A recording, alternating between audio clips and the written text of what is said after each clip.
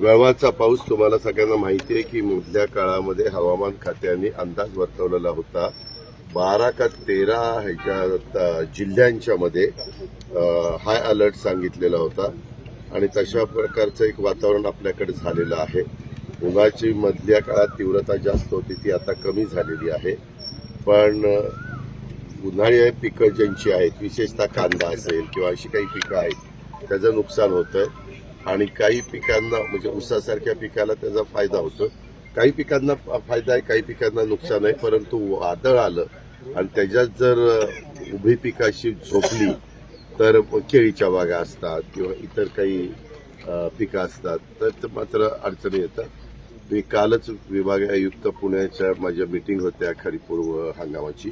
त्याच्यामध्ये मी त्यांना सांगितलं की विभागात तरी सगळीकडं सूचना जिल्हाधिकाऱ्यांना द्या.